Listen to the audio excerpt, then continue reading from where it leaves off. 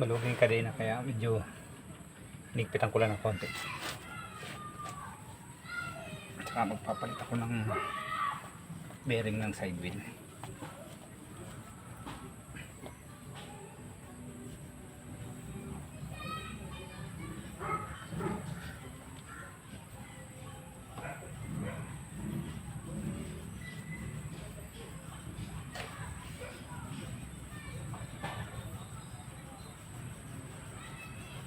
Sa ating gulong para hindi bilis kalawangin, iwas kalawang din ito.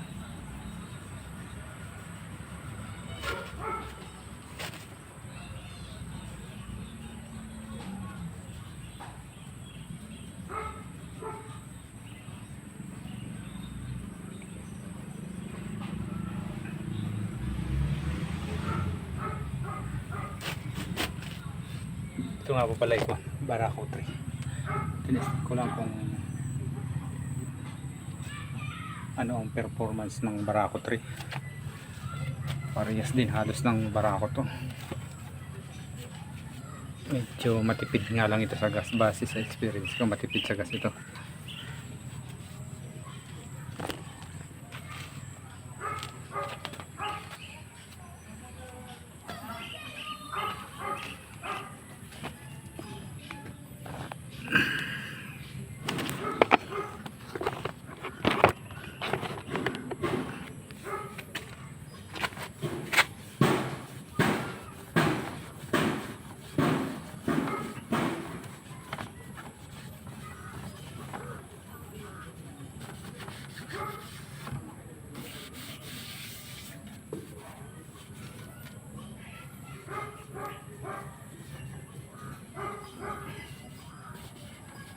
Kailangan lagi nasa kondisyon ng panganap buhay ay dapat lagi nasa kondisyon.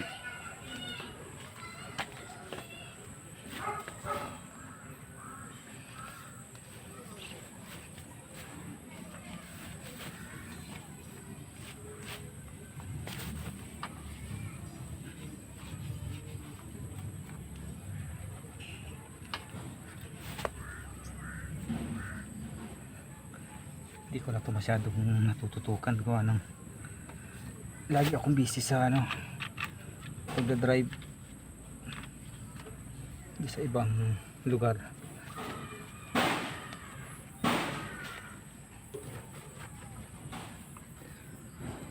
Paki-subscribe naman po yung aking channel, itong Tambay TV, Roel Nambio 15 po, para mabilis nyo makita.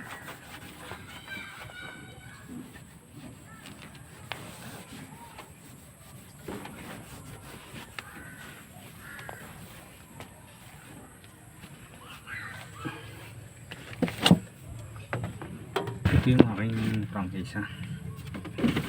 Dumi. Hindi ko pa kinakabit. Gawa ng tinanggal ko muna.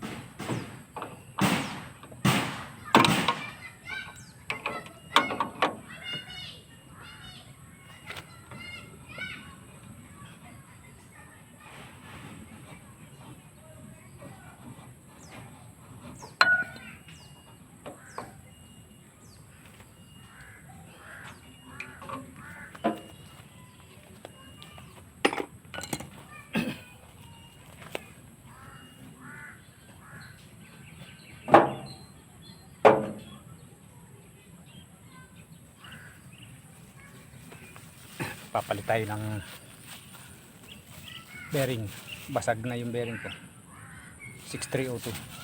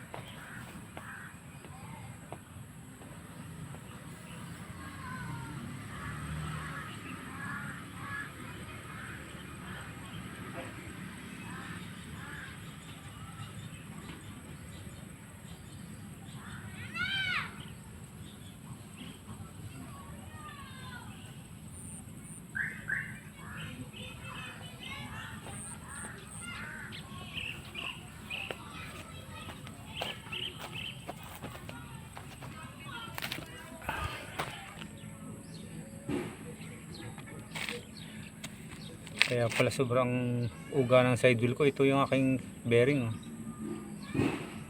Basag na basag na.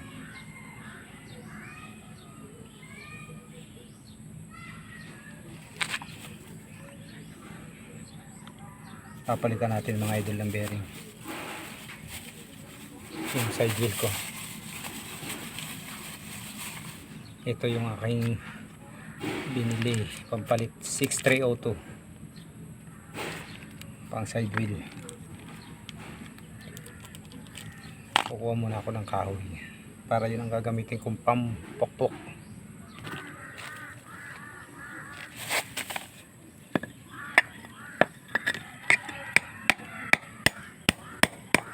Ito yung gagamitin kong despordos para hindi mabasag yung bearing.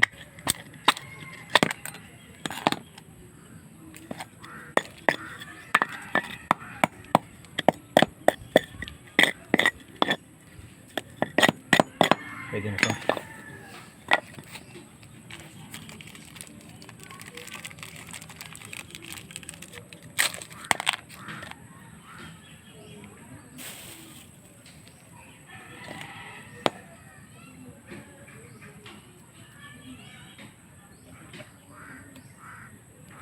Tapos ipapatong natin sa ibabaw. Ayusin mo muna natin yung balagay. Tapos yan. Tapos yan, pupukpukin natin sa ibabaw ito. Oh. One shot. Kabila ganun din. Yung spacer, huwag kalimutan. Baka wala naman spacer. Okay.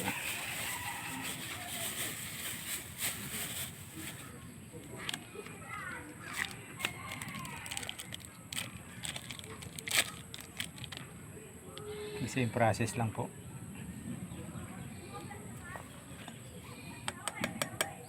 Para hindi pagka idedirekta mo kasi dito yung martilyo, may tendency na magka bingot-bingot yung gilid ng bearing sa lakas ng pwersa ng pagpalo natin. Kaya ginagamitan ko nito. Para pantay, isang palo mo lang sabay ang lubog.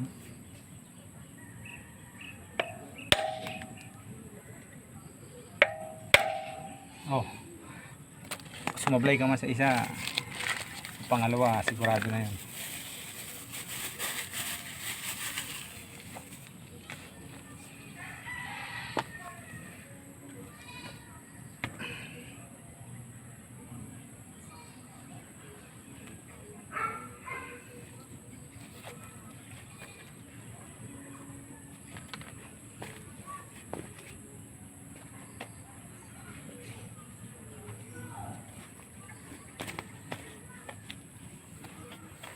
Ilisan natin yung ating side wheel para maganda naman.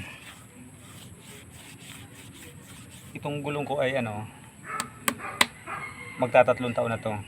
Doon pa ito nakakabit sa luma akong sidecar. Kinuha ko lang nung binenta ko yung isang tricycle. Pinalitan ko yung side wheel niya. Kinuha ko yung gulong.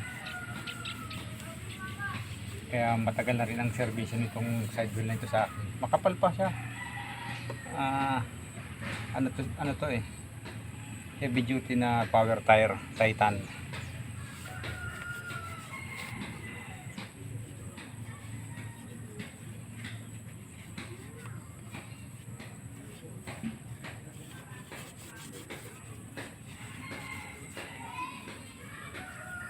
Okay, kabit na natin. Teka lang.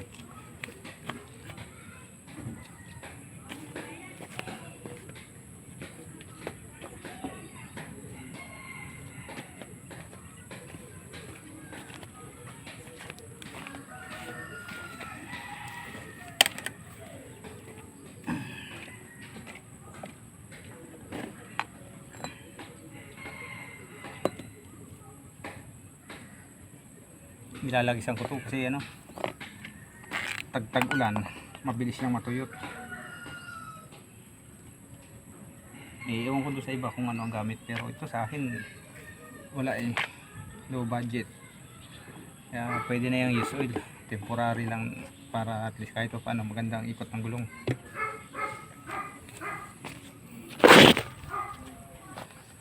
Nakabit na natin ang side wheel.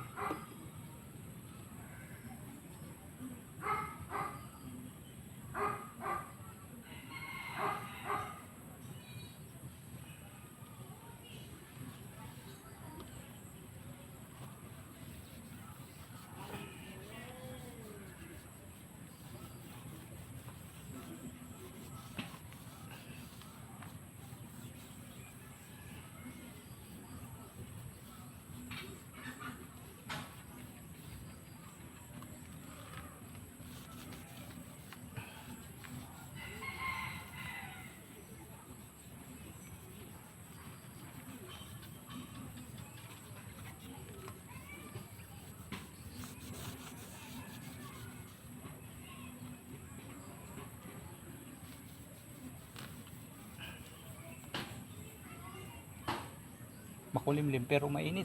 Pero ulan.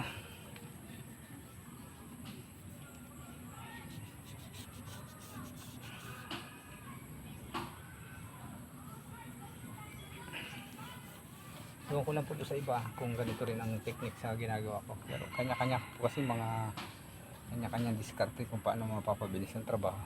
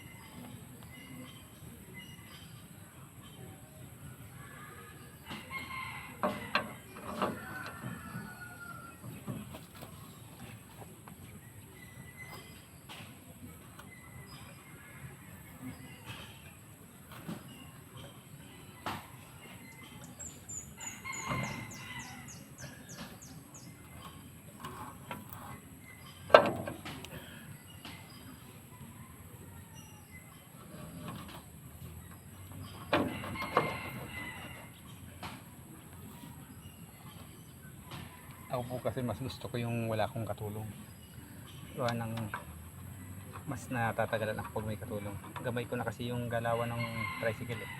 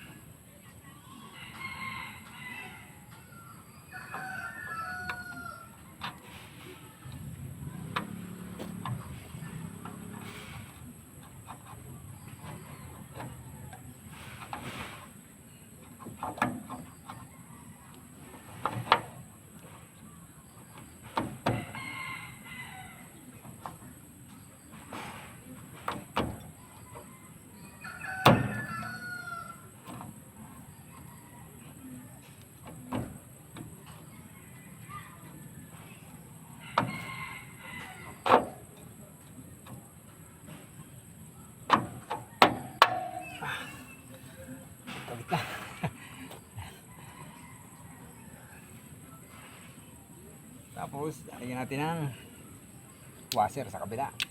Yung ginagamit kong washer, itong pinaglumaan ko.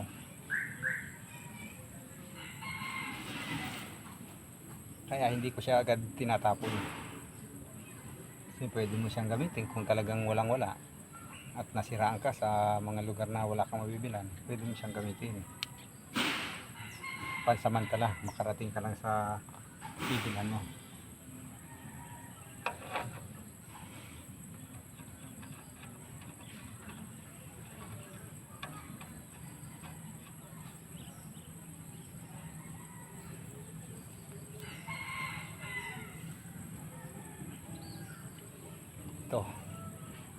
pag-ikot. Dito yan. Lahat yan improvise ko lang para mabilis ang gawa. Di ba?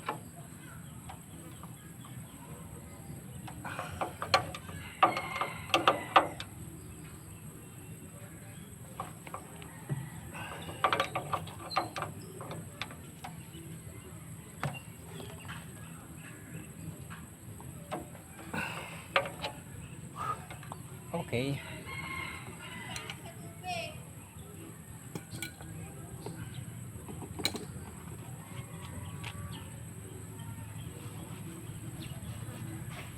At isa na naman pong project ang aking natapos ngayon. Kapag adjust na ako ng kadena, nakapag